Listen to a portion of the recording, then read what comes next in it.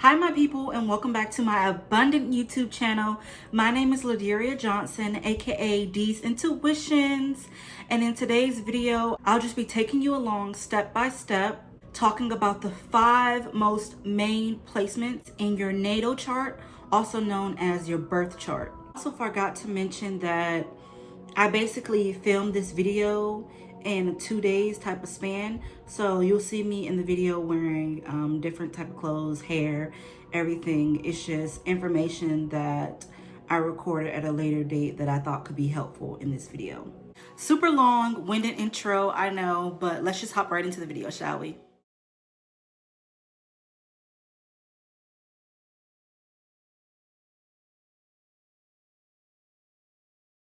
Now, your birth chart essentially is a blueprint of the planets and where they were and the exact time, date, and the city and the state that you were born in. Essentially, it's everything that you have went through in your life, past and present in one.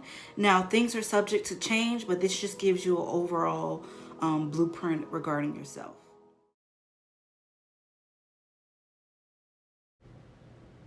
Okay, so this is just the website that I use to pull up my birth chart. This is what it looks like.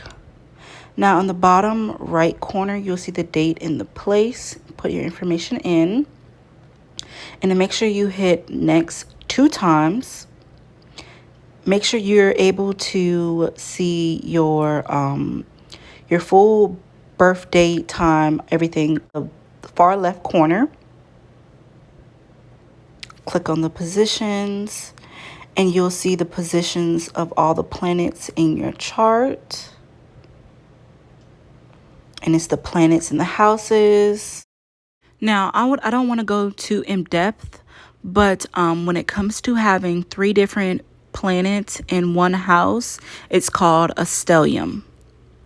Now, a stellium is a highly charged, I guess you can say, hot zone where you take on these energies more, and everybody notices it. This can even take the place of your sun sign if you have 3 or more planets in a house. Now, lastly, for the positions of the house, for you to look up what these mean, you can just look up what the first house represents, and then once you figure out what that means, you can look up first house in Virgo, second house in Libra, so on and so forth. Now, I'm not going to go into degrees because I'm still learning myself, but by you just typing in on Google second house Libra, third house Scorpio, it'll just give you more information, and I'll also leave a link in the bio for it as well. A good website I know where you can look up this information. All of your placements in the chart is very important, but today I'm just going to be talking about a few of them. We have the sun placement, the moon, the rising sign, and your Mars and your Venus sign.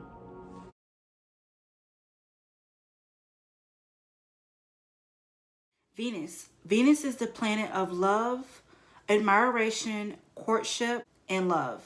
Also represents your values, including your relationship with your finances and material possessions.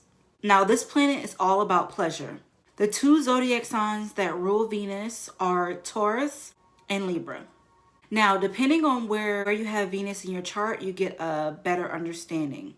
So, for example, if you have Venus and Gemini, you can just type it in on Google, Venus and Gemini, and it'll give you information regarding that. Now, if you want to go more in depth, see which house Venus falls in your chart. For example, Venus in the 5th house loves romance.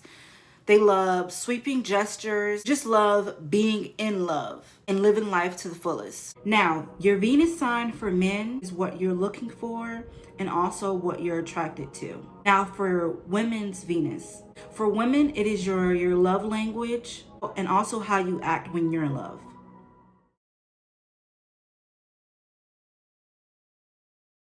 Mars is the planet of passion, war, aggression, separation, anger. Its placement in your birth chart indicates how you assert yourself, how you pursue your goals, how you attack, and how you defend yourself. It also indicates how you assert yourself when it comes to people and breakups. This planet also symbolizes your sex life.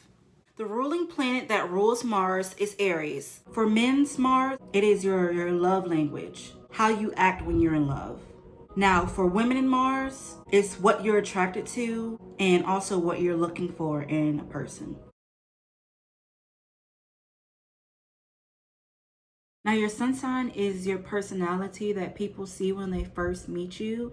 It's also your ego, how others see you, and the overall energy you embody when people first meet you. And it also shows you what you want.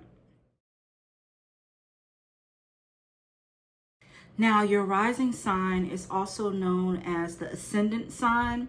It is the sign that most people see as how you interact socially. It's the mask that you wear when you're around people who you don't know and just interacting with others. It's your automatic response to your environment, to people and situations. Your rising sign is most obvious to those who are close to you and around you. It can also be how others perceive your character to be.